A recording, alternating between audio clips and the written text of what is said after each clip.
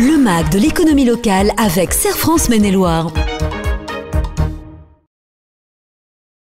Un nouveau rendez-vous avec le Serre France Maine-et-Loire. Michel Besançon, bonjour. Bonjour Laurent. On parle aujourd'hui de cyberattaque. Qu'est-ce que c'est et est-ce qu'on peut faire un petit point de situation ?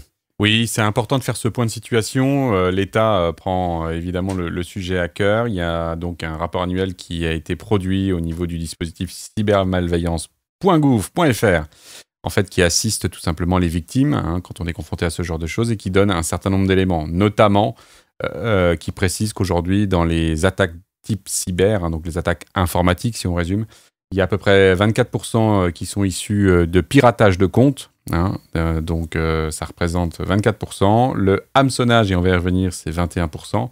Et le rançongiciel, c'est à environ 17%. Alors, on reprend tout ça dans l'ordre. Qu'est-ce que le hameçonnage ? Alors, le hameçonnage, c'est ce qu'on connaît plutôt bien. Ça s'appelle aussi le phishing, qui consiste à créer, en fait, chez la victime, un sentiment d'urgence. C'est le fameux message « Rappelle-moi, je suis dans une difficulté, blablabla. » Et là, il faut pas rappeler. Voilà, il ne faut pas rappeler. Et donc, l'objectif, c'est d'arriver à obtenir une somme d'argent dans l'urgence, dans la difficulté, dans le sentiment d'aider. Voilà.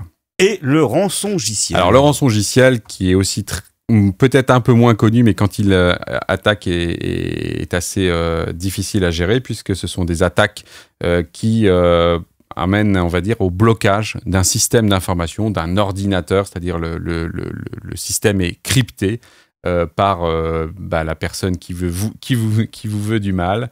Et donc, il faut, pour débloquer, verser une rançon. Donc, le rançongiciel.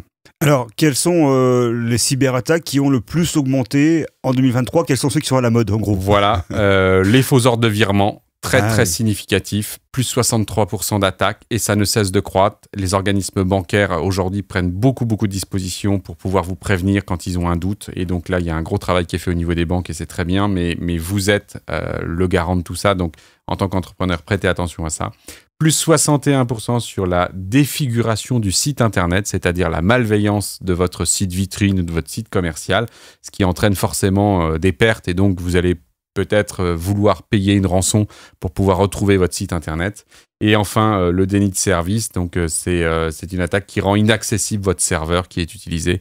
Et donc là, effectivement, encore une fois, on va vous demander de l'argent pour pouvoir disposer de votre système d'information. Alors, comment on peut réagir ? Alors, comment on peut réagir ? Il y a toute la phase de prévenance qui est du ressort, on va dire, du travail d'un professionnel. Mais une fois qu'on est confronté à ça, c'est de demander... Alors, la première chose, c'est le diagnostic personnalisé en ligne par le cybermalveillance.gouv.fr. L'État est vraiment impliqué sur ce sujet. Évidemment, de sauvegarder toutes les données de votre entreprise et des logiciels installés sur votre système d'information. En cas de rançongiciel, de ne pas payer.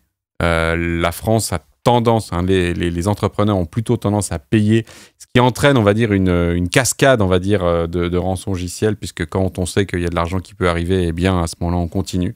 Donc, l'État demande à ne pas payer et de se faire aider, en l'occurrence, et l'État peut intervenir. Et puis, en cas de violation des données personnelles, c'est élément extrêmement important. Quand vous vous faites prendre des données, vous devez prévenir la CNIL. Et dans tous les cas, porter plainte. En conclusion, il faut rester vigilant. En conclusion, il faut rester vigilant. Il y a toute la phase, on va dire, d'anticipation. La question n'est pas de concrètement est-ce que vous allez vous faire attaquer, mais quand vous allez vous faire attaquer. Toutes les entreprises sont menacées, petites, grandes, moyennes, quelles que soient leurs activités.